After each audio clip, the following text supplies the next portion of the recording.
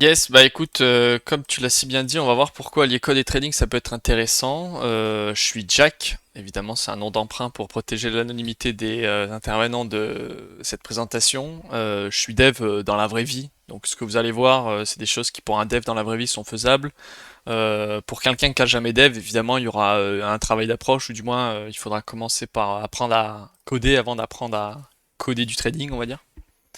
Je fais ça depuis pas longtemps, donc quelques mois, 2 ans à tout casser, enfin 2-3 ans on va dire. J'ai exploré pas mal surtout TradingView, etc. Et puis je vais vous expliquer en tout cas moi ce que j'en ai appris pour l'instant où j'en suis. Et si ça peut vous donner un coup de pouce, vous, dans votre parcours code et trading, c'est l'objectif quoi. Si derrière vous avez des choses dont vous voulez parler, des questions que vous voulez poser, n'hésitez pas à aller me couper, hein, évidemment. Même venir Et en peut-être vocal à titre personnel, tu ou à vois, en m'envoyer des petite messages. intro, tu as fait beaucoup de différentes choses. Tu as bossé d'abord sur des indicateurs, ensuite là tu bosses sur des bots Ouais. d'arbitrage, des trucs comme ça. Peut-être que tu peux présenter l'évolution par rapport à l'approche du code. Ouais, bah j'avais fait une presse, moi j'ai repris, t'as vu la même chose, hein. J'avais fait une presse de ce que j'avais déjà fait, donc je suis dev, je cherche à faire des algos. J'avais commencé à faire pas mal d'indicateurs sur TradingView, donc c'était en février 2020 moi. Donc je maîtrise pas mal PineScript, en tout cas la version 4, maintenant c'est la version 5. Donc si vous faites des trucs sur TradingView, n'hésitez pas.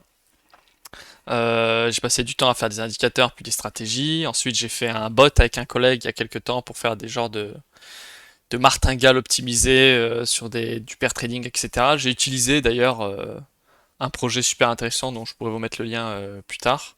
Ça n'a pas marché non plus. C'était bizarre parce que on faisait du martingale, mais évidemment en bull run c'est un peu du suicide, surtout si tu short. Après j'avais fait un backtester, on s'en fout un peu, c'était pour tester pas mal de stratégies, notamment des groupes de stratégies ensemble, parce que comme on va le voir durant la présentation, il y a plein de types de stratégies différentes qui existent et on peut les cumuler. J'avais fait aussi pas mal de choses pour fetcher des données, ça veut dire télécharger des données, les stocker et et les traiter. On va voir que c'est un peu le nerf de la guerre. Ensuite, j'ai travaillé sur un site pour regrouper des indicateurs qu'on peut pas construire sur TradingView, tout simplement. Donc ça, c'était ce que j'ai fait l'année dernière, juste pour la petite intro. Donc j'ai fait pas mal de projets en crypto trading, mais en fait, j'ai fait pas mal d'erreurs dont on pourra parler durant la presse, et puis je me suis pas mal éparpillé. Enfin bref, tout un tas de choses. Ah, mais Commençons c'est super donc. cool. Je voulais juste que que tu présentes ça parce que c'est vrai que tu as beaucoup d'expérience dans ce secteur quand même si tu étais un peu downplay au début. Et c'est pour ça que je voulais quand même montrer que Jack, c'est le boss. Donc Ouais. voilà, je te laisse prendre le dessus là. Ciao, ciao. Donc du coup, code et trading, pourquoi c'est utile? Et pourquoi utiliser du code pour faire du trading alors que, en fait, on regarde le prix, on clique sur buy, on clique sur sell.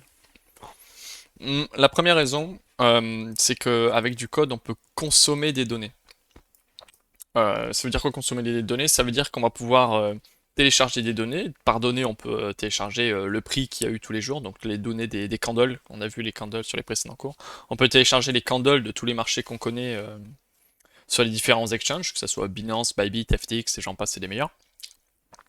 On peut les télécharger ces données, on peut les transformer et les analyser.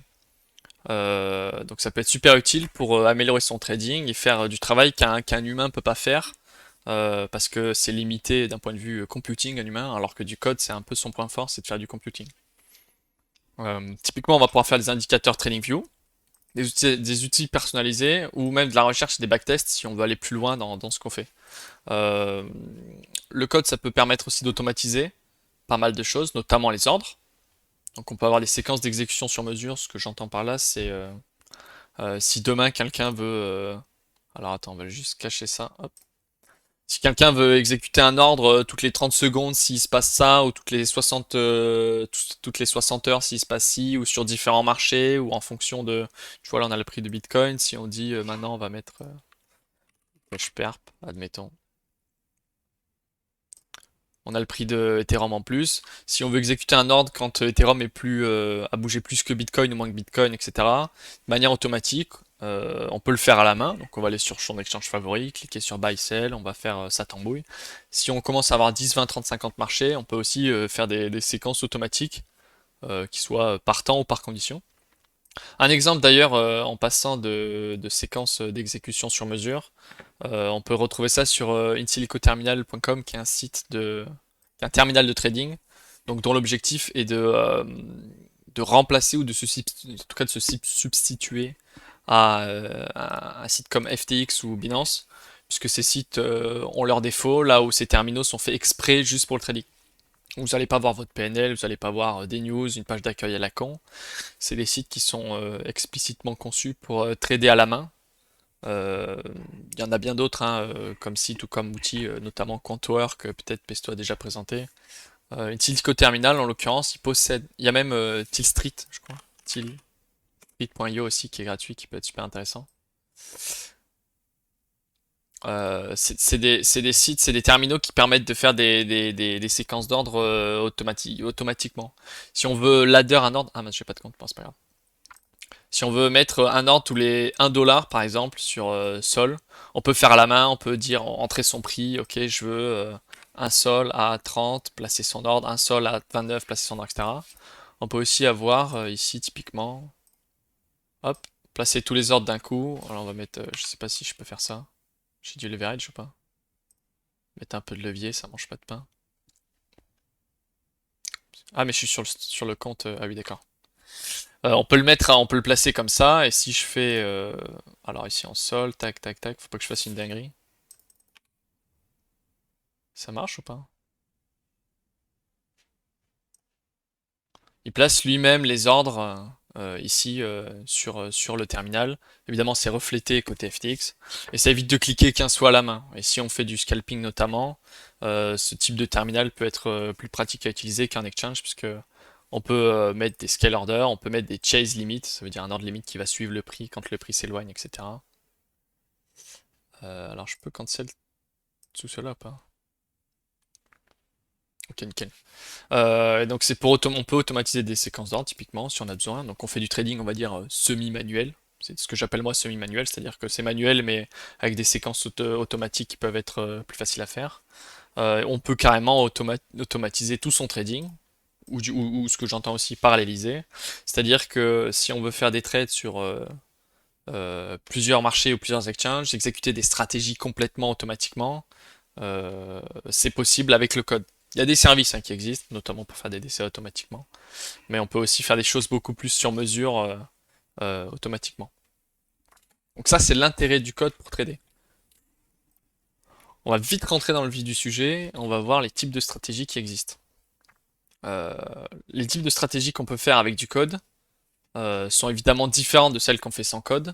Et plus on va faire des choses entre guillemets complexes ou haute fréquence, même si le code dans le trading, c'est pas nécessairement pour faire du haute fréquence, mais en tout cas, c'est des choses qu'on pourra voir vers le bas de la liste. Et vous voyez, la première partie, elle n'est pas nécessairement haute fréquence. Plus on va rentrer dans l'haute fréquence, plus on va devoir automatiser ce qu'on fait. À part si on fait du scalping au son avec 2 touches de clavier à la Osu, mais c'est un peu technique. Donc les types de stratégies qu'on peut faire, j'ai découpé ça en 3 sections: directionnel, arbitrage et market making. Même si en réalité on peut tout mélanger, c'est-à-dire qu'on peut avoir des stratégies qui prennent un peu de chaque morceau pour faire une stratégie complète. Euh, Quelque chose de complexe, mais en tout cas d'efficient. On peut aussi les avoir indépendamment les unes des autres, hein. À noter que j'ai marqué entre parenthèses des petites phrases comme ça là, parce que en algo trading, encore plus je trouve qu'en trading manuel, il est important de se demander à quoi est-ce qu'on sert sur le marché. De manière générale, dans le trading manuel, on sert pas à grand chose de prime abord. On se dit bon bah moi je veux faire mes sous, je prends mes positions, je quitte mes positions et j'essaye de faire grossir mon compte. C'est vrai, mais en même temps c'est faux. C'est-à-dire que sur un marché, l'objectif du marché c'est de trouver le juste prix de n'importe quoi à un moment donné. Donc à l'instant présent, l'objectif de n'importe quel marché, c'est de trouver le prix juste, la fair value, la bonne valeur pour un produit donné.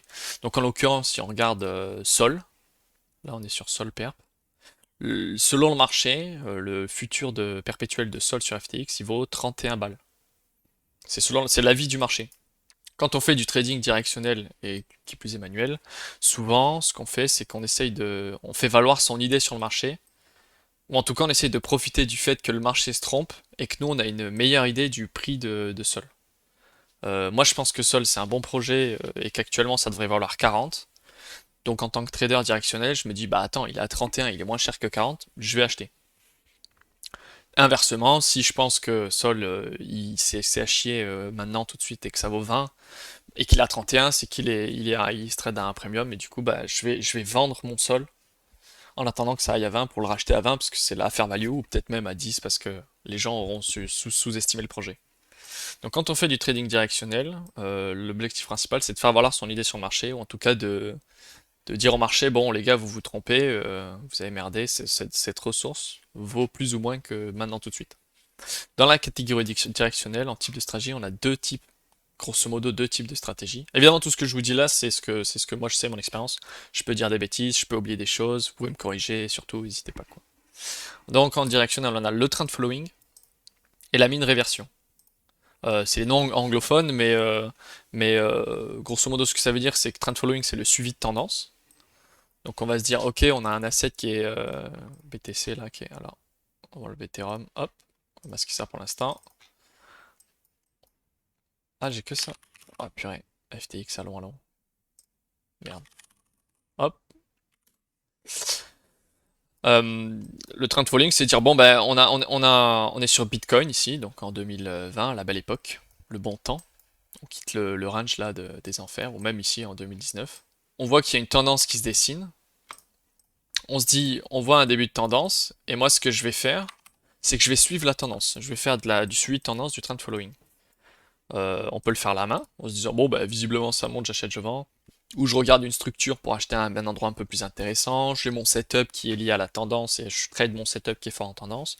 Mais on peut aussi l'automatiser euh, pour dormir la nuit et pas avoir à checker son écran toutes les 2 secondes. Même si c'est faux, on y reviendra plus tard. On peut automatiser ces stratégies-là et faire du trend following à plus ou moins long terme de manière automatique. Donc là, le trend following, c'est juste de se dire le chart, enfin le prix du truc monte, il a une tendance qui est forte dans un moment macro, admettons qui est fort, et nous on veut profiter de ça, donc on va suivre cette tendance. À l'inverse, on peut aussi faire du directionnel en faisant, bon, on peut faire du counter trend, ça veut dire aller contre la tendance, et on peut faire de la mean réversion. La mean réversion, c'est l'inverse de la tendance. C'est-à-dire que on va se dire, bon, notre prix en moyenne, il est ici, alors c'est combien? 11 600. En moyenne, il est à 11 600. Et on va faire du mean réversion, ça veut dire du retour à la moyenne. Et on va dire, quand le prix il est loin au-dessus de la moyenne, on va vraisemblablement revenir vers la moyenne. Donc quand on est au-dessus de la moyenne, on va short. Et quand on est en dessous de la moyenne, on va acheter. On va long. Puisque vraisemblablement, il va revenir à la moyenne. En tout cas, le prix et la moyenne vont potentiellement se rejoindre un jour. Évidemment, ces deux stratégies, entre elles, sont entre guillemets incompatibles de prime abord, puisque si s'il y a une forte tendance, on va pas revenir à la moyenne, et si on revient tout le temps à la moyenne, c'est que vraisemblablement, on n'a pas vraiment de tendance forte. En revanche, ce qui peut être intéressant, c'est de cumuler ces deux stratégies. Et on va voir tout au long de cette présentation, ça peut être super intéressant de cumuler les stratégies, de les mettre en parallèle, de les mettre ensemble, etc., etc. Et directement, même avec le directionnel, on peut le faire, puisqu'on peut avoir une stratégie de trend following qui marche bien en trend et qui prend pas trop cher en range, puisque la mean réversion, c'est bel et bien en range. Ici, on a les petits ranges là comme ça. Et inversement, on peut avoir une stratégie de mean réversion qui marche bien en range, mais qui se fait pas trop défoncer en tendance. Et du coup, quand en tendance, on gagne 10 et qu'on perd 5 en mean réversion, eh ben on est quand même net positif 5. Et quand en range, on gagne 10 mais on perd 5 en trend following, on est net positif 5. Donc on peut essayer de cumuler ces stratégies pour en tirer le meilleur. Donc ça c'est pour le premier type de stratégie qui est relativement facile à saisir. En tout cas qui est pas. Enfin, je veux dire, tout le monde se doute que ça existe, quoi, soit en trade le range, soit en train de la tendance. On peut aussi l'automatiser, c'était ça l'idée. Maintenant, il y a aussi deux autres types de stratégies qui existent en algo trading. De stratégies relativement actives. Après, il y a peut-être des stratégies, typiquement le DCA, on peut l'automatiser, mais c'est moins algo trading que de la gestion. C'est l'arbitrage et le market making. Dans un cas, on est agresseur la plupart du temps, même si évidemment on peut toujours optimiser et être passif.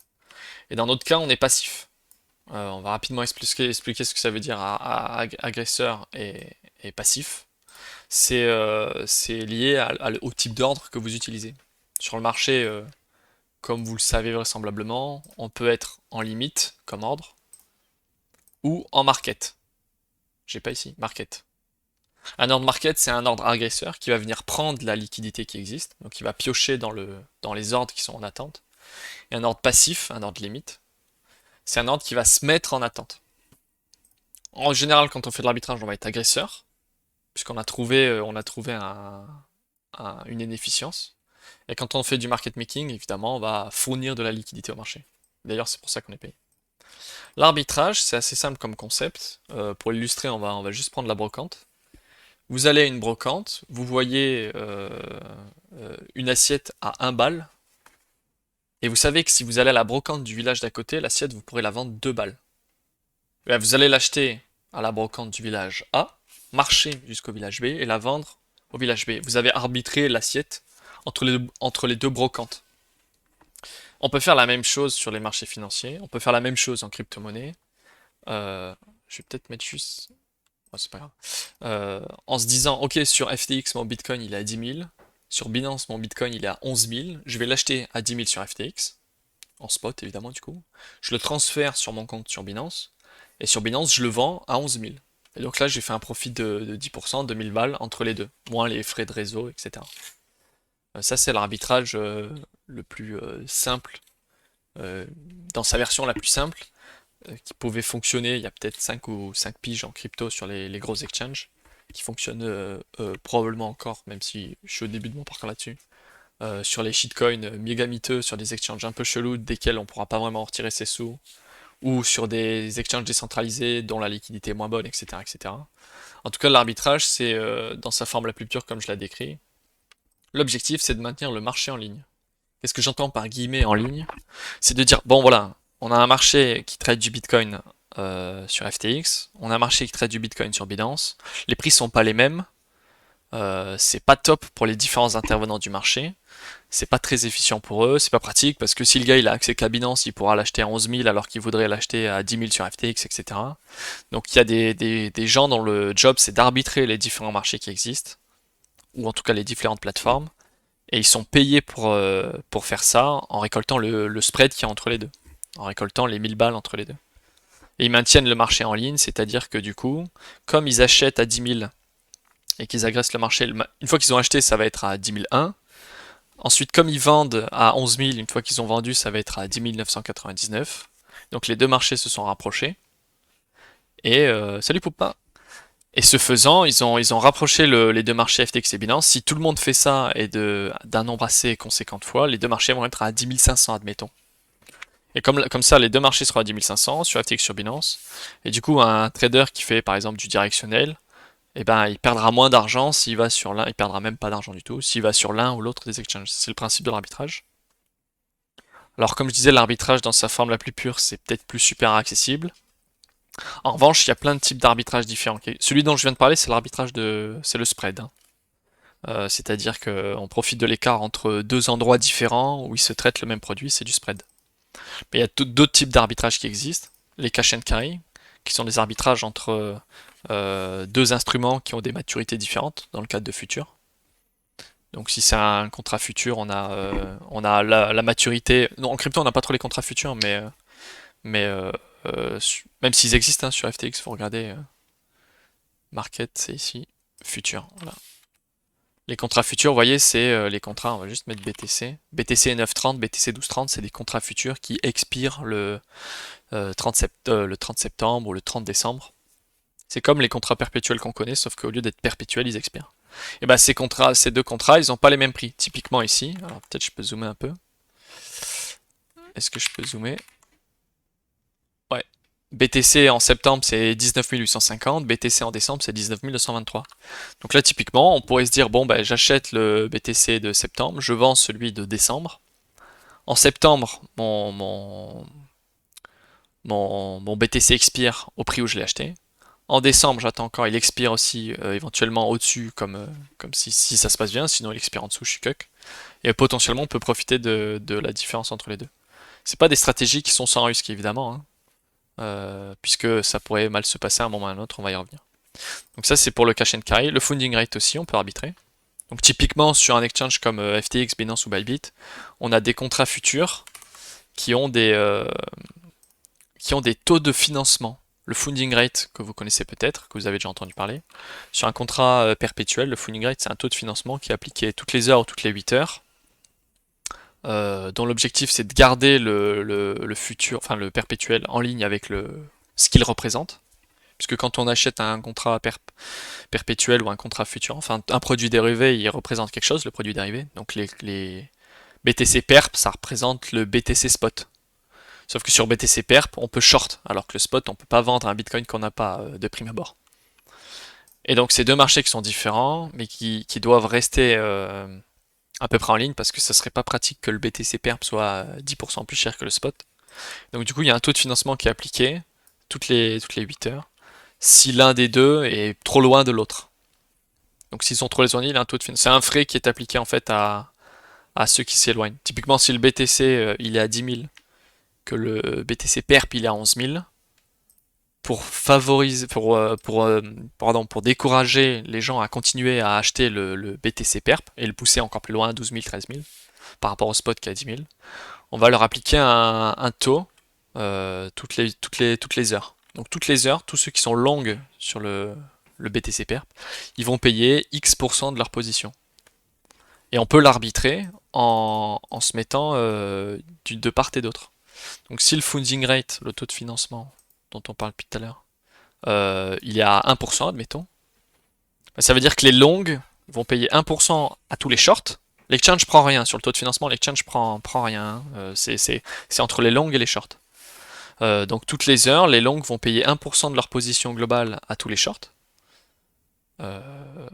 Et donc du coup, comme il y a autant de longues que de shorts, s'il y a 1 million de BTC longues, il y aura 1 million de BTC short forcément. Ouais, il y aura une rediff Sky. Toutes les heures, les longues vont tous payer 1% à tous les shorts. Donc moi, je me mets short pour être payé sur le perpétuel. Et j'achète, et je suis payé 1% toutes les heures. Seulement, si le BTC, alors que je suis short, il monte trop, il monte plus loin, le BTC perp, que mon short, je vais perdre de l'argent dans ma position. Donc ce que je peux faire, je peux me couvrir, c'est-à-dire je peux annuler cette perte potentielle de mon short de BTC perp en achetant le BTC spot. J'achète un BTC spot, je short un BTC perp. Comme je suis short, je suis payé toutes les heures, puisque le taux il est positif. Si le BTC monte, mon short perd, mais mon spot gagne. Si le BTC descend, mon spot perd, mais mon short gagne. Et entre les deux, je paye toutes les heures. Je sais pas si c'est clair, peut-être je peux faire un dessin. Je sais pas trop. Si, c'est assez clair. Par contre, le funding rate, tu as quand même un scénario où tu es du mauvais côté en contrat et où tu perds en funding plus ton edge. Donc, il y a des situations où tu es perdant sur ce. Oui, oui, y a rien qui est 100%. There is no Oui, bien free sûr, je meal. voulais juste préciser. Voilà, exactement. Bon, ça dépend après des taux qui existent, ça dépend des taux qu'il y a, etc. Mais grosso modo, je vais peut-être faire un petit peu. Je peux peut-être afficher comme ça. Voyons. BTC, attends. Hop, voilà. Ouais, je sais pas si ça peut être clair. On va juste masquer ça. Typiquement là, En vrai, Jack, parce que là j'y pense, mais si tu veux être purement flat, est-ce que c'est pas mieux de long et short en futur, enfin dans des contrats? Parce que tu techniquement, peux. du coup, Alors tu voilà. annules ton funding. Non, mais le funding, tu vas en Parce qu'on dit tout le profiter. temps en edge spot plus. Non, non, tu peux edge sur Oui, oui, n'importe mais. tout et n'importe quoi, et tu peux edge ta size, tu peux edge ton notional, tu peux edge ton, tu peux edge ton notional, ou tu peux aussi edge enfin de manière générale, tu edge ta position complète, mais tu peux juste edge ton notional par exemple. Tu peux faire un edge qui est dynamique. Voilà. Un edge, Ok. ce que j'appelle un edge, Ouais. pour les chats et tout ça, ce que j'appelle un edge, c'est une couverture. C'est-à-dire qu'est-ce qui couvre une position A, qu'est-ce qui annule si jamais ça se passe mal, les pertes ou les gains de la position A? Et ben la Ouais, du coup, moi, position ce que B, je c'est un pense edge. que je fais, du coup, moi, je pense que ce que je fais, la plupart du temps, c'est des edges dynamiques, du coup. Bah, c'est des edges Si je dynamiques, pars de ta définition. c'est pas des edges parfaits, puisque tu edges pas sur les mêmes instruments, et c'est des edges dynamiques si tu l'ajustes au fur et à mesure du temps. Je vois, ok. Donc typiquement, si tu penses que, je sais pas, tu prends des assets faibles et il y a un drop, tu longs ceux qui recover le plus rapidement, tu shorts ceux qui recover le moins vite et roules les jeunesses, tu vois. Mais ça c'est pas du cash and carry funding rate, c'est du pair trading. Donc ça c'est un autre type, il y a plusieurs types d'arbitrage. Il y a le cash and carry dont on vient de parler, funding rate. J'ai mis un lien ici, euh, FTX Cash and Carry, qui est un super site pour voir qui explique pas mal ce que je viens de dire de manière un peu plus claire et surtout à l'écrit. Et qui peut être super cool pour commencer à faire du trading algo relativement simple. Typiquement, sur ce genre de stratégie, on peut les exécuter à la main. Donc on va mettre son ordre sur le spot, on va mettre son ordre sur le perp, on va attendre d'être fill ou du moins on fait des markets. Mais on peut aussi automatiser ces stratégies en ayant des séquences d'exécution un peu plus personnalisées et un peu plus réactives. Parce qu'à la main, c'est toujours long à cliquer. Alors qu'en code, on pourrait lancer un bout de code, envoyer deux ordres d'un coup, paf, et c'est un peu plus précis, quoi. Et ensuite, on peut imaginer derrière faire ça sur plusieurs paires de manière automatique, les ajuster de manière automatique, etc. Ou bien ou recevoir des alertes tous les jours ou des rapports sur les top funding qu'il y a eu dans la journée, etc. Enfin, vous voyez, le code dans le trading, c'est vraiment une énorme boîte à outils. Comme les traders manuels, ils ont par exemple tout l'order flow en entier, c'est toute une catégorie du trading qui est une somme d'outils. Mais le code, c'est une autre boîte où il y a pareil tout un tas d'outils.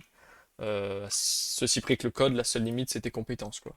Grosso modo. Et tu peux tout d'ailleurs coder de n'importe quel outil après, une fois que t'as du temps et que t'es un peu fort. Tu peux te faire plaisir.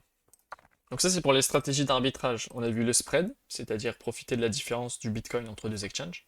On a vu les funding rate et cash and carry, c'est-à-dire profiter des différences entre les produits dérivés et ce qu'ils représentent. Donc BTC perp, BTC spot. Il existe aussi le pair trading et le statard. Bon, à la fin, tout se mélange un peu, hein. Quand tu fais des funding rates, tu vas avoir un bon spread quand tu exécutes ton funding rate. Euh, Tu peux te couvrir ton funding rate, tu peux le couvrir avec un autre instrument, etc. Et tout se mélange à la fin, vous explorerez au fur et à mesure, et puis on pourra même discuter sur le serveur ou quoi, Discord. Tout peut se mélanger, quoi. Le pair trading, c'est de l'arbitrage, pas entre deux marchés différents, enfin pas entre deux exchanges différents, pas entre du spot et du dérivé. Le pair trading, c'est de l'arbitrage entre deux cryptos différentes. On peut coder n'importe quel outil, mais il y a des trucs surtout visuels que tu ne peux pas coder ou très très difficilement, nous dit Saphiros. Bah oui, après tout dépend de ta compétence, quoi. Si demain tu veux recoder ExoChart solo et que t'as pas de compétences de dev web spécialement, c'est sûr que tu vas y passer 2 3 ans, mais peut-être 3 4 ans à tout casser. Non, enfin en full time.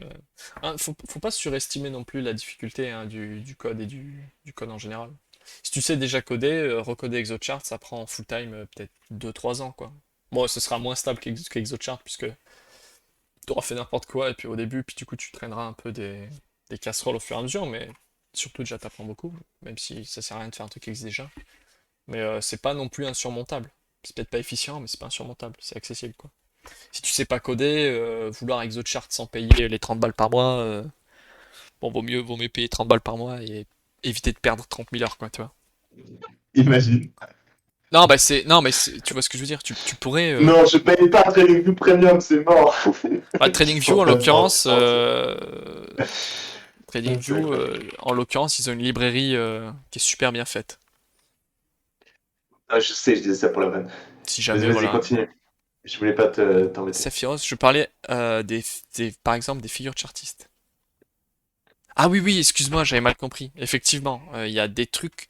Alors, voilà, c'est vrai. Il y a des limites on va l'aborder. Je vais juste le mettre là. Je ne peux pas coder du visuel. Voilà, je vais juste le mettre là comme ça, on n'oubliera pas. Et t'as raison, t'as tout à fait raison. T'as complètement raison. Le pair trading, c'est de l'arbitrage entre deux paires différentes. Donc typiquement, on va prendre BTC et Ethereum qui sont relativement corrélés. Ou BTC et le SP500 d'ailleurs, on va pas se... El famoso W Finder, ouais, c'est vrai. Salut Sataris. Euh, le pair trading, c'est de l'arbitrage, mais entre deux produits différents. Donc, par exemple, on prend BTC, SP500, c'est deux marchés qui sont assez corrélés, n'est-ce pas? Puisqu'on appelle d'ailleurs le BTC le BTC 500, ça et là. On va voir, c'est quoi le ticker de SP500, vous savez ou pas? SP1? SPT, UST. Non, je rigole, je Hein? sais pas. SP500. Je rigole. Mais SCP 500, je sais pas, je trouve Vas-y, je vais essayer ça, pas on va difficile à voir. trouver.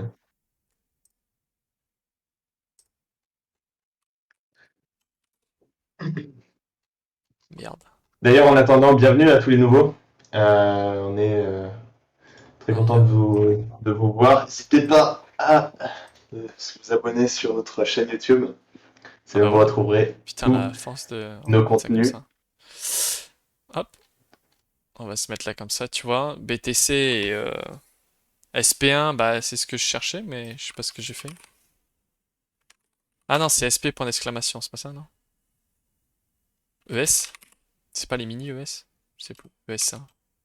Moi, je suis intéressé Ah, d'avoir ton c'est les approche mini sur ça. le pair trading en tant qu'arbitrage parce que moi, je suis surtout intéressé des pair trading en tant que trade directionnel. Euh, Bah c'est la même chose à la fin. En fait, le pair trading, c'est de dire... exactement. Enfin, non, c'est en fait, il y a le pair trading hors de l'arbitrage et il y a le pair trading dans l'arbitrage. L'arbitrage, c'est de dire qu'il y a deux choses qui vont converger d'une manière ou d'une autre. Ou du moins qui sont censées converger. Ça, c'est l'arbitrage. Tu vois, quand tu as un spot à 10 000 et un perpétuel à 11 000, vraisemblablement le spot et le perp ils sont censés converger, en tout cas valoir la même chose. Moins tout un tas de petits trucs qui s'ajoutent ça et là. Typiquement, tu vas porter peut-être plus ou moins de risques parce que c'est différents types de produits. Donc, Ou tu es en train de me dire t'as que, du... par exemple, j'essaie de trouver un exemple tangible. Par exemple, tu es dans une sous-asset class. En fait, on a, par exemple, dans le dernier bull run, on voyait beaucoup de sous-asset class. Sous-asset class, disons, Metaverse, GameFi. Ok, et tous les tokens pump plus ou moins, mais parfois, il y avait des lags. Donc, tu dirais qu'avec ce genre d'approche, tu peux faire un panier avec différents tokens qui appartiennent à la même catégorie, et donc qui auront plus ou moins le même price action parce que c'est les mêmes, la même asset class, quoi, plus ou moins. Et avec ça, tu pourrais bah, justement anticiper ce genre de lag ou prendre des opportunités sur ce genre d'événements de marché. C'est ce que tu es en train de dire. C'est à peu près ça l'idée, c'est-à-dire que j'ai pas mis le lead lag, c'est une bonne remarque. Et le lead lag, je sais pas si ça rentre dans. Bah, c'est du. Ouais, on va mettre lead lag. Pair trading, lead lag. Exact. C'est-à-dire que t'as deux types de manières, t'as deux façons de voir les choses. À la fin, c'est à peu près la même histoire. Le pair trading, c'est que tu dis BTC, ETH, ils sont corrélés. Si BTC descend, c'est vraisemblablement que ETH va descendre. C'est du lead lag, pardon. Donc, si BTC descend plus que Ethereum, par exemple, enfin que TH, on va dire, bon, bah, TH va suivre, mais il n'a pas encore suivi, donc je vais short ETH et long BTC. Ou juste short ETH dans le vide, parce que BTC a drop, donc ETH devrait drop, tu vois. Ça va être du lead Ouais, lag. je vois. Ok, Ça, c'est du lead lag. ça fait sens. Le pair trading, c'est un peu plus de se dire, ils sont censés être ensemble, donc ils vont converger. ETH pump de 10%, BTC bouge de 1%. Soit ETH va drop, soit BTC va monter, le tout à peu près en même temps. C'est à peu près le même concept, hein, pair trading et lead lag. Ok, ok. Je dirais Ok. si je devais séparer, mais je dis peut-être n'importe quoi, parce que Ouais, moi je suis très j'explore. intéressé par le lead lag personnellement. J'ai exploré pair trading, pas encore lead C'est lag. hyper intéressant. Mais Ok. on pourra essayer de crunch C'est des pas datas. grave, c'est pas grave, Enfin, c'est pas grave. on le fera, je le ferai de toute façon. On Non, fera mais on aussi en des index. discutera. J'ai pas mal d'exemples en tête. Mais on en Mais discutera. voilà, Ouais, le pair ouais. trading, c'est de dire, bon, mon Sol et mon Navax, ils sont... Enfin, lead lag, typiquement, Navax, c'était un bon couple lead lag, tu vois, on pourrait dire. Oui, C'était une bonne exactement. Bah, en fait, rotation c'est et... la première chose à laquelle je pensais, tu vois. Je pense que, tu vois, en termes de rotation, c'est hyper intéressant. Genre, que ce soit d'un point de vue rotation entre différentes asset classes ou que ce soit une rotation dans la même asset class, tu vois. Si tu avais ce genre d'indicateur lead lag dans le dernier bull run, mec, tu outperformais tout le monde hein, en spot, D'autant qu'en littéralement. crypto, d'autant qu'en crypto, c'est beaucoup plus flagrant que sur les marchés tradis, puisque les marchés tradis, je dirais que les rotations sont plus par secteur. En crypto, enfin, les rotations sont sur secteur en crypto aussi, mais même au sein d'un secteur, il y a des rotations de capitaux entre les secteurs, puis au sein des secteurs, et surtout, les rotations sont ultra rapides. Tu vois, sur un TradFi, ça va peut-être prendre des mois ou des années à faire les rotations entre equities, bonds, Como, equities, bonds, Como, Forex, tu vois, enfin, Ouais. ça peut mettre des années Tu à vois, faire par les exemple, rotations. Là, au crypto, en 4 ans, t'as fait toutes les ouais. rotations possibles et imaginables dans tous les sens, quoi. Tu vois, alors que par exemple, là, le meilleur trade des derniers mois, c'était JMX. Ça a GMX, ouais. littéralement x5 depuis juin, tu vois. Bah ça, c'est par exemple ce genre de truc, des outliers que tu peux trouver en fait au travers de ce genre de stratégie, quoi. Ah Ouais, ouais. complètement. Enfin bref, bon, bon. Donc ça, c'est pour le pair trading, c'est-à-dire on prend deux instruments qui sont censés être ensemble. S'il y en a un qui s'éloigne, c'est que soit il s'est trop éloigné, soit l'autre va suivre. On peut short celui qui a sous-performé, enfin pardon, short celui qui a surperformé et long celui qui a sous-performé, et se dire qu'ils vont converger. Typiquement, j'aurais peut-être pas dû prendre ça en fait. On va mettre ETH. Typiquement, on va mettre ETH BTC.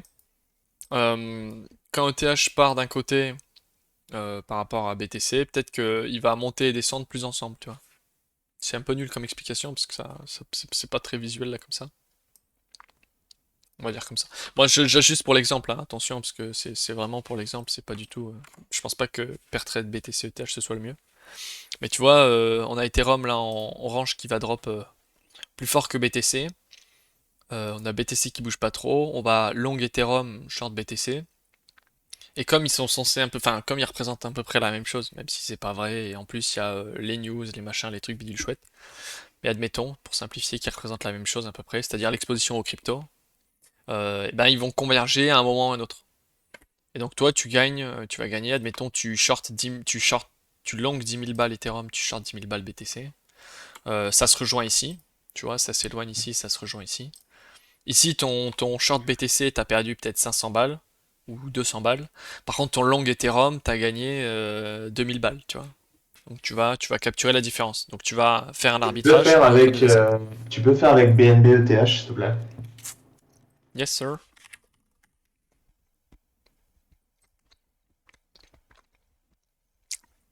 Bon, 100%, hein, c'est pareil, enfin, tout est affiché n'importe comment, mais tu vois, typiquement ici, tu pourrais faire le trade ici, par exemple. Tu pourrais peut-être faire le trade ici, tu peux faire le trade ici. Ou tu peux le faire, admettons, entre ici et ici, tu peux le faire. C'est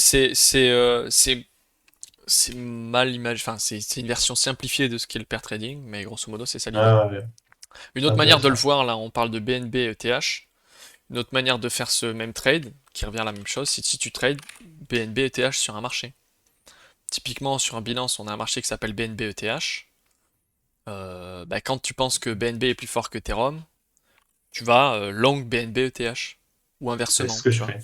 Voilà, exactement. Bah après, non, moi je le fais en spot, mais En fait, je le fais pas si tu fais en des des, produits. si tu fais des rotations de crypto, que tu passes de Sol à Ethereum, à BNB, à BTC, à VAX, si tu fais des rotations comme ça de Ouais, tes capitaux, ça s'apparente à du pair trading, tu vois. ouais, c'est exactement ce que je fais. Mais les stratégies, C'est mais mes c'est plus gros c'est- trades, je pense, d'ailleurs. c'est aussi de la mine réversion à la fin, tu vois. Si tu fais ça sur BNB ETH, Ouais, t'es en BNB, puis t'es en ETH, puis t'es en BNB, puis t'es en ETH, etc. Donc ouais. tout l'algo trading, en fait, c'est un monde, enfin, c'est à la fois gigantesque et à la fois assez petit, mine de rien, à force d'explorer, je vois. Donc ça, c'est pour le pair trading. Et enfin, le stat arb, dans la catégorie arbitrage, t'as le stat arb. C'est de l'arbitrage qui est statistique. C'est-à-dire de dire, ok, la différence entre ces deux, enfin, ça reste du spread, etc. Mais dire, bon, statistiquement, tel ou tel asset, il s'éloigne pas de plus de X ou de Y, tu vois. Donc, tu sais que statistiquement, plutôt que ce soit quelque chose de visuel ou que tu as interprété toi, tu as fait des backtests, tu as fait de la recherche, tu te dis, bon, statistiquement, ils vont toujours tous se coller. Voire, tu peux même porter du risque, c'est-à-dire faire un trade pendant lequel t'es pas couvert pendant un instant, tu vois. Si tu sais que statistiquement, ils vont se rejoindre les deux, donc pourquoi pas long que celui qui est faible ou short que celui qui est fort, tu vois. Au lieu de prendre les deux pattes du trade. Ouais, ouais, c'est ça. Tu peux augmenter Mais comme je suis pas très bon en maths, c'est un peu plus obscur pour moi. tu augmentes ton risque et par contre, tu augmentes tes gains parce que du coup, tu trouves pas. Bah Mais tu te mets dans typiquement, une position typiquement, avantageuse statistiquement. voilà, Oui, typiquement un pourquoi bull pas, ouais. run, tu peux faire du pair trading, Ouais. mais en prenant que la patte longue. Tu prends jamais que la patte longue en bull run. short jamais celui qu'il faut short. Tu fais que long, celui qu'il faut long dans le pair trading quand tu es en bull run. Parce que de toute façon, ton short, tu sais qu'il va se faire défoncer vu que tu es en bull run. Même si le long outperforme ton short, tu peux maximiser tes gains, entre guillemets, en prenant que la patte longue de ton pair trade, tu vois. Parce qu'en bull run, tout monte en même temps, tu vois ce que... Enfin, relativement, tu vois ce que je veux dire. Après, tu peux tout tordre un peu dans tous les sens, quoi. Donc ça, c'est pour la partie arbitrage, dont l'objectif, je le rappelle, c'est de maintenir le marché en ligne. Ça veut dire que, typiquement, si on fait du pair trading entre ETH et BTC, en faisant de l'arbitrage, on va être agresseur, admettons, même si c'est pas forcément le cas, on va être agresseur du marché, donc on va rapprocher les prix, et on va rapprocher BTC et ETH. Ils vont être de plus en plus corrélés, mais comme, selon nous, vraisemblablement, ils représentent la même chose, bah, en fait, c'est plutôt avantageux pour les membres pour les participants du marché qui sont en ligne. Puisqu'ils représentent la même chose, ils devraient avoir à peu près les mêmes prix. Ou en tout cas, avoir la même progression. Donc c'est pour ça qu'on est payé en faisant de l'arbitrage. Entre parenthèses, j'écris à chaque fois pourquoi on est payé. Pourquoi tu es payé à faire ce que tu fais. Pourquoi tu gagnes de l'argent. Quel service tu rends au marché. Parce qu'à la fin, tout le monde rend service au marché. Et enfin, le dernier type de stratégie algorithmique que je connais, c'est le market making. Le market making, c'est le fait de mettre que des ordres de manière passive sur le marché. Évidemment, c'est pas du tout de manipuler le marché, parce qu'en tant que market maker, ton job c'est d'être passif et pas agresseur. Et comme chacun sait, les seuls qui font bouger le marché, c'est les market orders, c'est les agresseurs. Euh, le market making, donc l'objectif, t'es payé pour fournir de la liquidité. Pourquoi t'es payé en tant que market maker? Parce que souvent, tu as des réductions sur les frais de trading, voire même des fois, tu es payé pour mettre les ordres en limite. Typiquement, si on va sur BitMEX, juste pour vous illustrer ça. Taker fee, attends, c'est où? Il n'y a pas les... c'est pas fee by contract, voilà. Ah oui, fee by contract. Voilà. Donc en fait, sur BitMEX, typiquement... Ouais, je sais bien, Pesto. Je sais pas au pire s'il n'y a pas les clips, et puis bon, c'est pas grave de toute façon. Sur Grave. BitMEX, mais c'est aussi le cas sur la plupart des exchanges, si tu fais énormément de volume, tu peux être payé pour mettre de la liquidité. Donc celui qui fait le marché, maker fee, maker c'est faire. Celui qui fait le marché, ça veut dire qu'il met des ordres limites sur le marché. Il est payé, puisque son frais est négatif, donc s'il met 1000 balles, il gagne 10 centimes, un truc comme ça. Si son ordre de 1000 balles est fil, il va gagner 10 centimes. Il est payé 1 BP là. S'il met 10 000 balles, il va gagner 1 dollar. Si son ordre de 10 000 balles est posé sur le marché, il est fil, ça veut dire qu'il y a un agresseur qui prend cette liquidité, il va être payé 1 dollar pour 10 000 balles. Alors ça peut paraître dérisoire comme ça d'être payé 1 10 millième de sa position, en tout cas de sa size, mais à la longue, sur des millions et des millions et des dizaines et des centaines de millions de volumes, ouais, je vais peut-être encore faire une dinguerie là si je fais ça, attends. 2 secondes, hop, je vais mettre ça sur le texte. On va regarder rapidement si on va avoir un ordre d'idée hop, voilà. Ah, mec, dire que tu vas doxer ta wallet de 1 million de dollars, mec. Ah, tranquille. Tu te rends compte? Typiquement là on voit sur FTX on a un volume monitor, mais on a la même chose sur crypto, machin truc bidule, on s'en fout. Crypto, comment ça s'appelle? Je sais plus. J'ai peur de taper n'importe quoi maintenant. Sur Binance, tu vois, sur le futur, sur les dérivés, on a 28 milliards de volume aujourd'hui. Bon, ça veut bien dire qu'à un moment, il y a eu la moitié de ça qui était limite. Oh, même la totalité de ça qui était en limite. Je sais plus si c'est round trip ou si c'est la moitié, mais... Ça veut dire qu'il y a 28 milliards de volume, ça veut dire que si t'es market maker et que tu fais, admettons, 10 ou 20 milliards de volume dans la journée, ce qui est un peu énorme, hein. Market makers font peut-être un peu moins. Mais on peut vite imaginer qu'ils fassent 1 milliard par jour de volume, c'est largement possible. Bah si t'es payé à chaque fois un 10 millième de ton 1 milliard, bah t'as des gros sous à la fin, tu vois ce que je veux dire? Alors tu vas me dire, on va pas se faire feed dans n'importe quel deal, n'importe comment. Mais voilà, en tant que market maker, t'es payé par les frais sur tes ordres. T'es payé parce que t'as des contrats avec la plateforme. FTX te dit, bon, tu fais 1 milliard de volume par jour, c'est cool. Si tu fais ça tous les jours, bien, moi je te paye 100 000 balles. Admettons. Donc tous les mois, pardon, tu reçois 100 000 balles tous les mois parce que t'as mis la liquidité sur le marché. Et t'as permis aux traders dégénérés de market long n'importe comment, n'importe quand. Et t'es aussi payé en tant que market maker parce que tu récoltes le spread entre le bid et le ask. Je vais peut-être faire un petit... Ah mais attends, même on peut afficher sur... On peut afficher le bidask normalement sur ce truc, non? Bidask. Voilà. On est en combien? On va se mettre en 1 seconde. Voilà. Là, on est sur BNB Ethereum. Sur BNB Ethereum, il y a un bid et un ask. Et c'est ce qu'on voit dans l'order book ici, hein, le bidask. C'est ce tableau monstrueux qu'on voit, le bidask. C'est la meilleure offre et la meilleure demande. La meilleure demande, elle est à 839, 19 839. La meilleure offre, elle est à 19 840. Il y a 1 dollar d'écart entre les deux. Donc si moi je mets mon ordre à 39, que je suis fill, qu'ensuite je mets mon short à 40, je suis fill. Je mets mon long à 39, je suis fill. Je mets mon long à 40, je suis fill. Je mets mon long, etc., etc. À chaque fois que je fais ça, je gagne 1 dollar. Pour chaque BTC que je passe, que j'achète, puis je vends, j'achète, puis je vends, j'achète, puis je vends. À chaque fois, je gagne 1 dollar. Donc je vais être payé comme ça en tant que market maker. Je vais gagner Et sur les c'est pour frais, ça et aussi, je vais être juste payé entre le bid et le ask.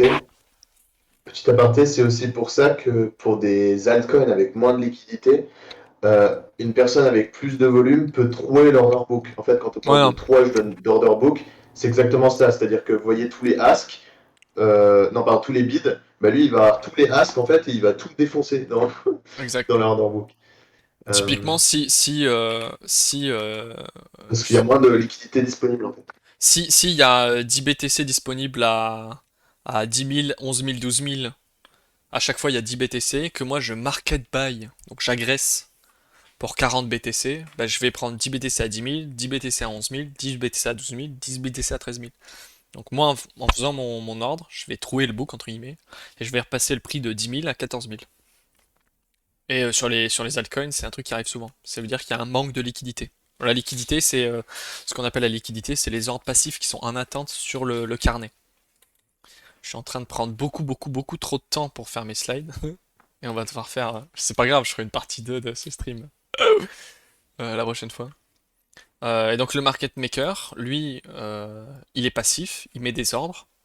Et le but du jeu pour lui, c'est d'essayer de pas se faire défoncer. Parce que si j'achète à 39, je vends à 40, j'achète à 39, je vends à 40, je suis content. Si j'achète à 39 et que d'un coup ça va à 36, eh ben je perds 3 balles pour l'instant. Donc en tant que market maker, tu vas devoir soit te couvrir d'une manière ou d'une autre, soit statistiquement savoir que tu as un avantage. Donc vous voyez, c'est là que tout va se, se mélanger en fait. On peut faire du market making en ayant un alpha.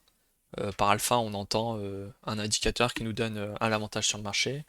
On va faire du market making sur plusieurs instruments différents en même temps pour que l'un couvre l'autre. Ça va être un genre de market making avec un genre de pair trading. On va essayer de faire du market making mais avec le funding de notre sens pour être aussi payé du funding, etc. etc. Et vous allez voir que de cette manière, c'est pour ça que je dis que toutes les strates peuvent se mélanger plus ou moins.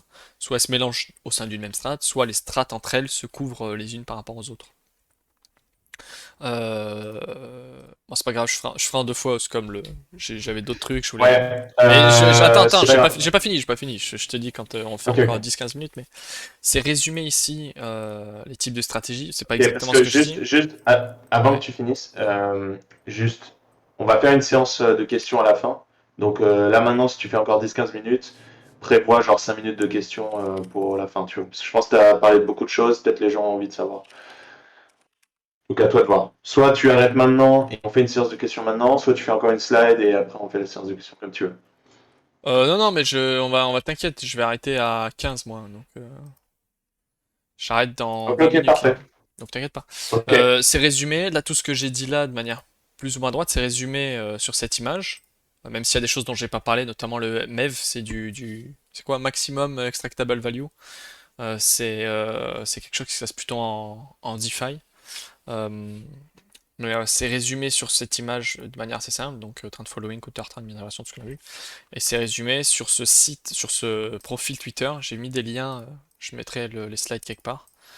Je mettrai la slide dans les ressources.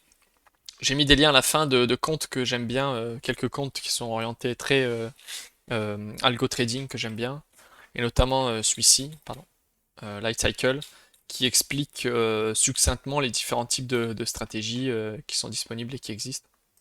Je vais juste me mettre ça dans le chat. Streamlab. Hop.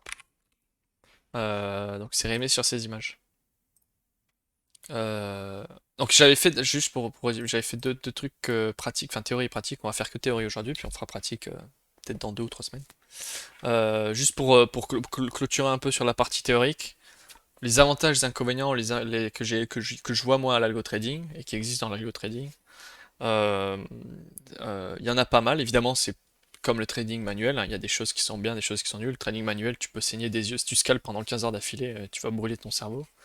En trading automatique, euh, c'est un avantage le trading automatique, puisque comme les marchés crypto sont ouverts non-stop, euh, tes automates de trading peuvent trade toute la H24. En tant qu'humain, toi, si tu fais ça, tu claques, hein, concrètement. Tu peux peut-être faire ça un jour, 2 jours, 3 jours. Au bout de 10 ou 15 jours, littéralement, tu décèdes. Ton cœur s'arrête et puis c'est rideau, quoi. Là où tes algos peuvent tourner H24 sur un serveur sans problème, sans être épuisé. Donc ça, c'est un avantage, même si c'est aussi un inconvénient. Il n'y a pas d'émotion, il n'y a pas d'émotionnel dans le trading algorithmique, à première vue, puisqu'on se dit, bon, bah, j'ai mon signal, j'ai mes maths, j'ai mes calculs, mes fonctions, mes ordres qui s'exécutent. Il va pas avoir peur ton algo, c'est-à-dire qu'il va pas se dire ah merde, mais en fait, mais si, mais alors peut-être, il va pas se poser 30 questions, il va juste faire ce que toi t'as dit. C'est un peu faux dans le sens où il y a quand même des émotions, puisque même si ton algo lui il a pas d'émotion, le PNL à la fin c'est tes sous, c'est pas les sous de ton algo. Si ça disparaît, tu peux plus payer ta facture d'électricité, l'algo il s'en fout un peu de lui, tu vois. Donc il y a des émotions, mais en tout cas pas à l'exécution directement. L'aspect donné dont on a parlé au tout début, comment qu'on peut consommer, transformer, analyser des données. En algo trading, c'est un avantage de fou puisqu'on peut crunch des données. Ouais, voilà, c'est un peu chaud d'attaquer son algo parce qu'il a perdu des sous, tu vois. En algo trading, ce qui est assez cool, c'est que, et d'autant plus en crypto, on a accès à quasiment toutes les données des marchés, c'est-à-dire qu'on a tous les prix historiques de tous les cryptos, d'à peu près tous les exchanges. On peut télécharger tous les trades qui se sont passés sur un marché. C'est Tardis. Il y a des sites qui te permettent de payer pour avoir les données de manière super granulaire sur tous les marchés des données historiques depuis super longtemps. On peut avoir tous les order books de BTC Perp sur FTX, on peut les avoir en entier. Bon, ça coûte un rein, un putain de rein, mais tu vois, c'est 1000 $ par mois, c'est vite.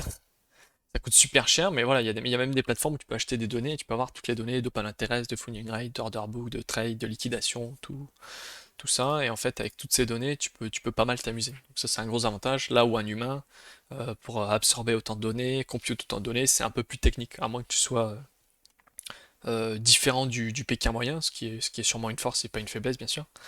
Tu peux pas crunch autant de données qu'un algo, ou en tout cas que des systèmes de backtest ou d'analyse. Et l'autre avantage, c'est l'automatisation et la paralysation. C'est-à-dire que toi, tu as 2 mains, 2 yeux, un cerveau. Donc tu peux pas faire 30 millions de choses à la fois. Là où un algo, tu peux lancer 1, 2, 3, 5, 10, 20, 50 algos en même temps qui font des choses différentes. euh, et qui font des choses de manière automatique et en parallèle. Donc c'est les avantages. Évidemment, tous ces avantages sont des inconvénients dans leur sens, puisque c'est toujours les deux faces de la même pièce. Si tu mets tout en parallèle et que tu sais plus ce qui se passe, ça peut être vite le bordel, quoi.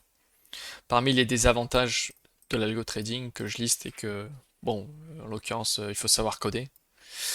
Si tu sais pas coder et que tu veux pas apprendre à coder, évidemment, ça n'a aucun sens. Et si tu sais pas coder, tu auras un petit coup d'entrée. Et encore, très simplement, tu peux très simplement, en quelques lignes de code, mais littéralement en 10 lignes de code, faire des automates de trading.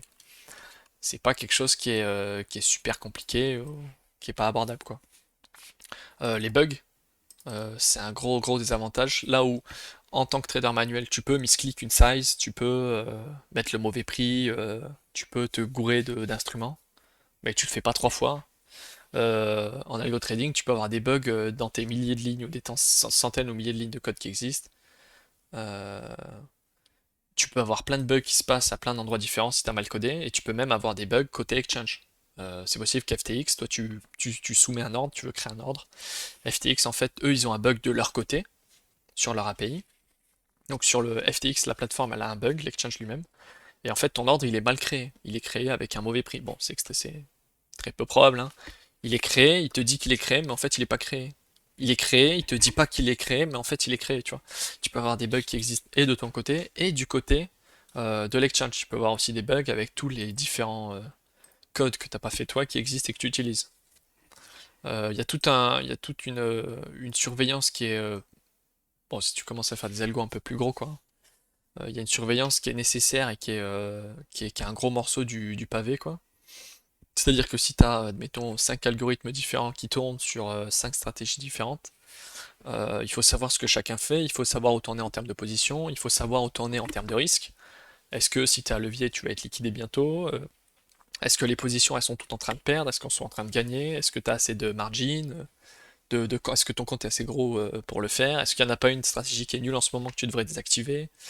Tu as quand même toute une notion de surveillance qui est existante, c'est-à-dire tu vas pas coder un algo, le lancer, partir dormir 5 mois et ensuite revenir, cash out et aller aux Bahamas, tu vois. Bon, j'espère que ce sera le cas pour toi, mais moi c'est pas le cas, n'est-ce pas? Et puis vraisemblablement c'est pas le cas, c'est-à-dire que c'est pas automatique, c'est tout aussi consommateur en ressources que le trading manuel. C'est juste si toi tu préfères l'automatique, quoi. Et comme l'a dit Safiros très justement tout à l'heure, il y a des choses qui sont impossibles en trading automatique, qui sont banales en trading manuel. Si toi tu trades par exemple un pattern du chart super tuning où tu vois que le chart il monte, il descend, il va à droite, il va à gauche, il fait un looping.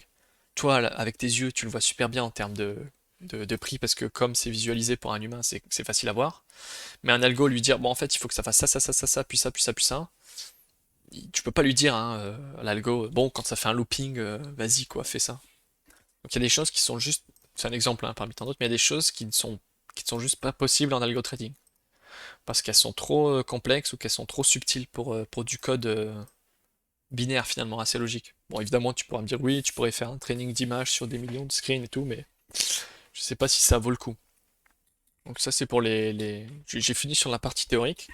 Euh, la prochaine fois, on verra comment faire tout ce que je viens de raconter, en tout cas comment commencer, par où attaquer, et le PineScript et le Python, puisque c'est sur ça que je me suis spécialisé. C'est quoi ça?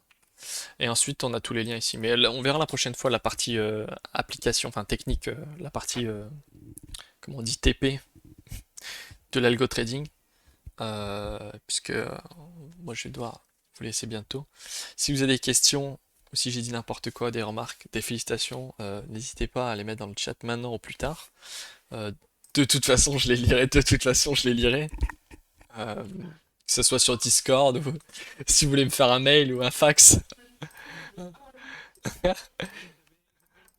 Non, mais il faut pas. Il faut pas.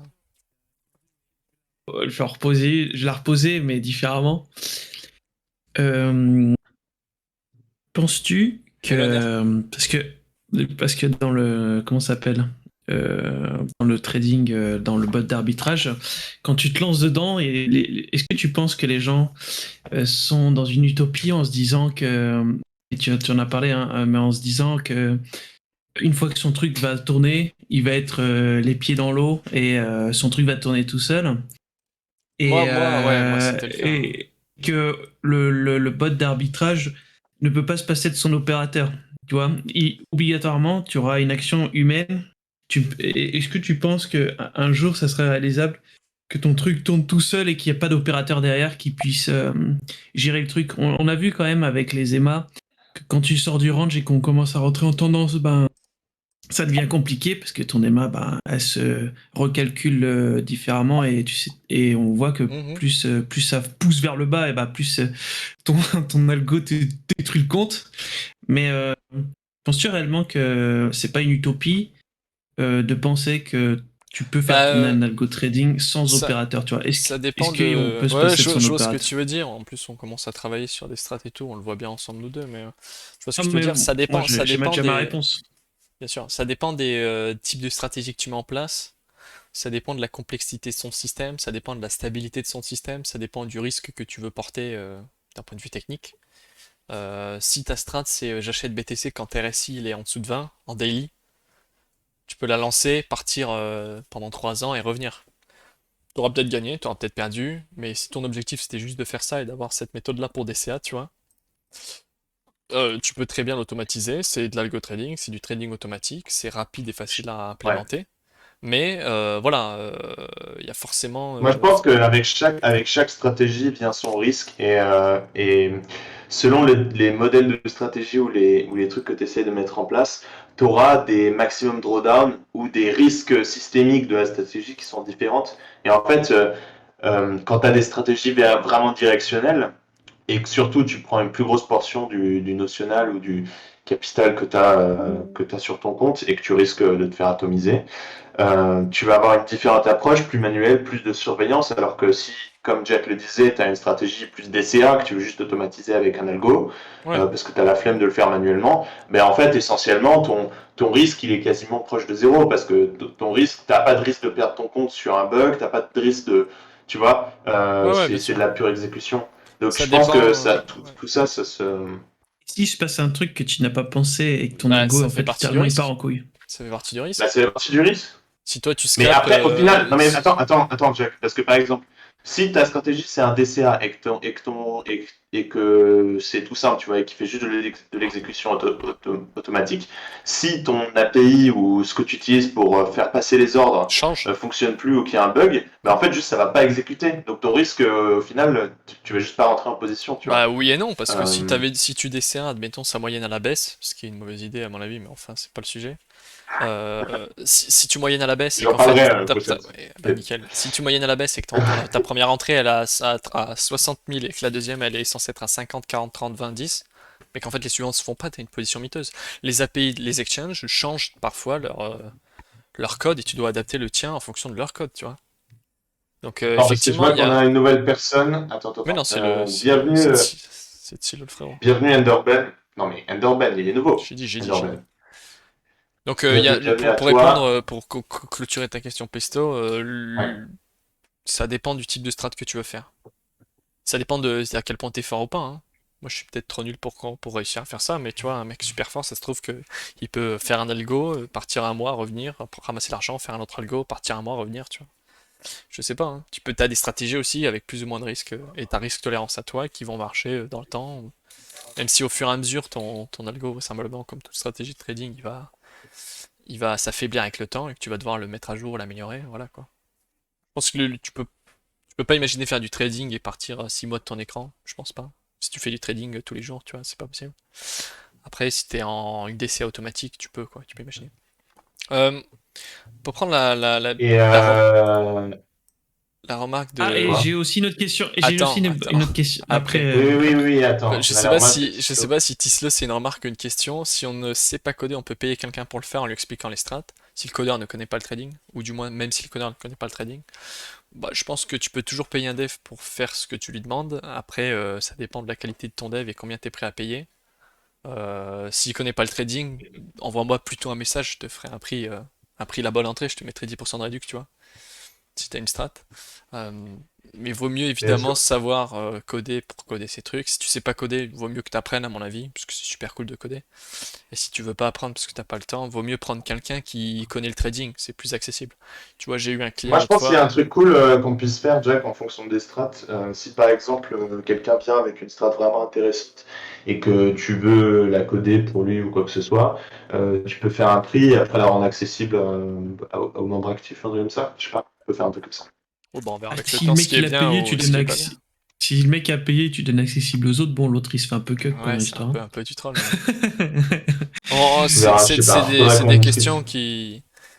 pour résumer, Tislo, vaut mieux que tu trouves quelqu'un qui sait coder et qui connaît le trading. À moins que ta strat soit extrêmement simple, c'est toujours plus simple. Et même si elle est extrêmement simple, tu vois, je prends exemple moi, mais si c'est, on a eu un client l'autre fois qui voulait une strat de trading qui savait ni coder, qui savait pas coder, et on lui a fait quelque chose de... Probablement pas trader non plus. Comment? Qui savait probablement pas trader non plus. Non, il avait juste pas les bons réglages sur sa strat, je pense, mais... Il avait juste pas tout à fait la bonne approche. Mais tu vois, nous on a pu avec mon collègue pour ce client, on a pu apporter une expertise parce que j'ai passé des heures carrées à bidouiller TradingView, à bidouiller des strats en Python, à bidouiller avec les exchanges. Donc c'est quand même toujours sympa si le mec sait coder. Et si vraiment t'as une strat et que tu veux quelqu'un pour la coder, envoie-moi un message. Je pourrais peut-être te donner un coup de main aussi. C'est une remarque. Je veux bien qu'un bon J'avais, trader me donne ses stats pour que je les code. Alors tu feras gaffe et j'ai, tu verras avec le temps. En tout cas, c'est ce que j'ai observé. Les stratégies qui sont manuelles sont pas nécessairement automatisables, à part si c'est de base des stratégies qui sont Ouais. automatiques. Tu vois, le trading de Oscom ou euh, le trading de Pesto à automatiser, il aurait beau t'expliquer la strat de A à Z, ou même Matt, ou tout ça. Ils auraient beau t'expliquer les strats et de A à Z, ce que font Pestos comme Matt, Anto, etc. Pour moi, c'est pas codable, tu vois. Parce que c'est beaucoup trop dépendant du contexte. Visuel. Mais même sans être visuel, Genre, c'est moi, ultra dépendant du contexte. un truc sur lequel j'ai envie de bosser avec Jack un jour quand tu as un peu de temps, c'est des trucs visuels, tu vois. Genre, pas forcément des outils de trading, mais des trucs d'analyse de charts avec des approches intéressantes. C'est pour ça que je parlais de likes Bah sur les déjà, paires. il a le price impact à faire. Bah, je vais le faire. Tant qu'il Non, faut mais que j'ai le site, t'inquiète, je ferai. t'inquiète. Tu te Dernière mets en queue, question, mec. peut-être quelqu'un veut dire s'il Pratiquer. veut une dernière Moi j'ai la question. question. Sinon, Moi j'ai une question. Mais on a répondu un peu à moitié avec Tislo tout à l'heure. Un mec qui fait de l'arbitrage, qui veut coder un truc, un bot d'arbitrage, doit-il forcément apprendre le trading pour avoir une bonne stratégie? j'ai pas compris la question. Est-ce qu'un mec, exemple, le mec qui veut se faire un truc d'arbitrage trading, mais il a aucune connaissance dans le trading, il connaît, je sais pas, il ne sait pas comment ça fonctionne, lui il voit juste des trucs qui montent, qui Ah descendent, non, est-ce que non, il doit Mais quand j'ai même se Pestos, compris. former? l'arbitrage, c'est le plus dur. Si une Non, personne demande non, non, non. demande un, En Mais fait, non, ce tu qu'il veut peux faire. dire, ce Mais que non, si tu une peux personne faire. demande un bot, non, mais si une personne demande un bot, il va demander un bot pour son trading Mais non, mais directionnel regarde, la plupart du temps. je regarde vais, je vais, je vais avec le répondre à la question funding. rapidement et après je vous laisse là-dessus.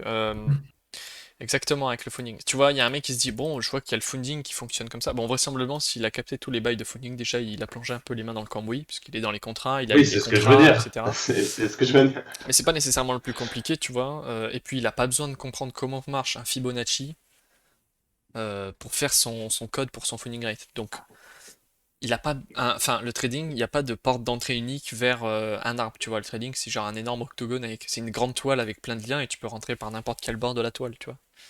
Donc t'as pas besoin d'apprendre comment, quels sont les, t'as pas besoin de connaître les 30 patterns de candlestick pour faire de l'arbitrage de funding rate. Loin de là. Tu commences par ce qui te parle, t'expérimentes. Alors si je te donne un petit conseil, et moi une grosse erreur que j'ai fait et que j'essaie de moins faire, en algo trading, il faut toujours coder un truc à l'arrache et tester sur le marché plutôt que de vouloir faire des trucs en grand et tester au bout de 6 mois, tu vois. Vous codez un truc à l'arrache, le minimum que vous pouvez pour que ça fonctionne. Vous testez sur le marché, vous vous faites déchirer puisque vous avez fait un truc à l'arrache, donc normal tu te fais déchirer. Et ensuite tu peux facilement comprendre pourquoi ça n'a pas marché. Tu peux apprendre ce que tu as raté, tu peux apprendre beaucoup plus vite et itérer beaucoup plus vite comme ça. Si vous vous lancez dans l'algo trading ou si vous êtes déjà dedans, faites pas la même erreur que moi, faites des trucs à l'arrache et testez direct sur le marché directement. Au lieu de tergiverser à droite à gauche pour essayer de faire des bails, ça sert à rien, c'est une perte de temps. Le plus Je important pense est... que ton plus gros problème dans ce que tu as fait ces dernières années, Oh, c'est Jack, une c'est que séance tu de n'avais psy pas pour moi ou on est focus. où là? Non, mais tu n'avais pas focus. En fait, c'est vrai que tu n'avais pas vraiment focus sur un truc en particulier. C'est pour ça que maintenant je suis content de ce que tu fais parce que tu es beaucoup plus focus sur un produit, tu vois. Alors qu'avant, tu Ouais, étais un peu ouais. dans tous les sens, tu faisais un peu de tout. Et au Pendant longtemps, j'ai final, pas quand tu fais un exécuté peu aussi. tout, bah, t'es pas spécialiste, tu vois. Ah, il a un produit qui va nous rendre trop Trade fort Walker, mec. bientôt. Le C'est quoi l'autre? Trade Walker. le price impact, mec, le chasseur de baleines, ça va être incroyable. Oh là là, quand je vais voir les baleines, oh putain. Aïe aïe aïe. Oh là là, on va pouvoir voir les Je vais baleines en juste live mettre là, mais le. Je vais vous laisser là-dessus. Je vais mettre les slides sur les ressources là. On va juste l'importer. Hop. Export. Tout PDF. Vas-y. Mais on va les refaire, on va les améliorer. On va améliorer tout. De toute façon, toutes les slides qu'on a faites, on les garde un peu et on va tout améliorer. On va faire des livres à la fin. Je vous mets ça dans ressources. Il y a des liens à la fin. N'hésitez pas à les check parce que c'est pas mal de comptes Twitter qui sont des bonnes portes d'entrée sur le crypto Twitter game pour Ouais. l'algo trading. Vous regardez ce qu'ils ont liké, vous regardez à quoi ils répondent, vous regardez tous leurs tweets et vous aurez vraiment D'ailleurs, un bon les début, je mecs, ça c'est pense. un truc il faut absolument qu'on fasse. Faut qu'on se fasse une liste de comptes à suivre. Hop, ressources. C'est super utile pour des Ouais, débutants ouais, ouais. et en vrai, moi je suis beaucoup de très très bons comptes et toi aussi, Jack, je pense. Donc, Ouais, juste à nous deux, on peut faire. Si vous parlez un peu anglais et que vous avez Twitter, vraiment c'est du pur il faut alpha, parler hein, anglais, vraiment. c'est important. ah, C'est. vous pouvez toujours suivre Pestos Crypto. Ah, sinon, vous allez sur mon compte et vous checkez ce que je like. En général, je like que des dingueries. Ce compte-là, typiquement, il est super rigole. intéressant. Il suffit juste de scroll tout ce qu'ils ont. Bon, il y a un peu de la merde en ce moment, mais pendant les pull runs, ils tweetent pas mal de trucs super intéressants. Vous pouvez aussi abuser de la fonction recherche sur Twitter, recherche sur les gens, et puis Oui, mais on va vous préparer des trucs, vous inquiétez pas, ça va être sympa. Voilà, c'est tout Tu pour peux moi, faire je une vous petite laisse. conclusion? Tu fais Petite une petite conclusion. conclusion? Bah, en conclusion, l'algo trading c'est super marrant, c'est super utile. C'est un truc que vous pouvez ajouter si ça vous parle. Si ça vous parle pas, vous passez pas 30 000 ans hein, de toute façon. Il y a un taquet, il y a plein de strats qui existent. Comme en trading directionnel, il y en a pour tous les goûts. Même si à mon avis le trading automatisé c'est un peu plus toutes les strats. Tu connais pas toutes les strats au début, mais à la fin, enfin toutes ces strats là en fait, tu pourrais faire une strat qui contient tout ça. Bon, ce serait un peu le bordel, mais c'est possible. Là où tu vois en directionnel, tu peux pas mélanger. Enfin, c'est moins le lien entre swing et scalp. Tu vois, il est moins évident. Il existe, mais il est moins évident. Tu vois. En algo trading, je trouve c'est peut-être plus clair à voir. Il faut avoir du temps pour coder et rester assis devant un PC. Il y a pas mal d'avantages et d'inconvénients. L'avantage c'est que tu trades H24. L'inconvénient c'est que ça bug et c'est l'enfer. Les bugs c'est l'enfer. Et surtout, si vous le faites, commencez à trader sur les marchés directs avec des micro-size, forcément. Prenez du feedback du marché. Ouais. Voilà. Très bonne. La prochaine fois, vous pouvez le faire de votre côté. Hein, j'ai marqué rapidement là. Vous pouvez aussi le faire de votre côté si vous voulez. La prochaine fois que je ferai la deuxième partie sur l'algo trading, on fera de la pratique. On verra comment sur TradingView on peut faire des stratégies, des indicateurs et des stratégies directement dans TradingView, c'est possible. On peut même les connecter à ces exchanges pour faire des vrais strats en live. Et comment en Python on peut accéder au marché, que ce soit pour recevoir les Ouais. données ou pour envoyer des ordres. Enfin, gérer ces comptes de trading depuis du code vers le marché. Donc ce sera la partie pratique, la première partie théorique, deuxième partie pratique. Voilà, si vous avez des Eh questions, bien, vous me merci taguez sur beaucoup. Discord. Si vous avez des questions, vous me taguez sur Discord. Et puis à la prochaine. T'es pas rejoindre Discord, hein? Ah, par contre, je vais N'hésitez cut pas le à rejoindre stream. le Ça va cut Discord. le stream. Ouais. Ok. Le lien est ici.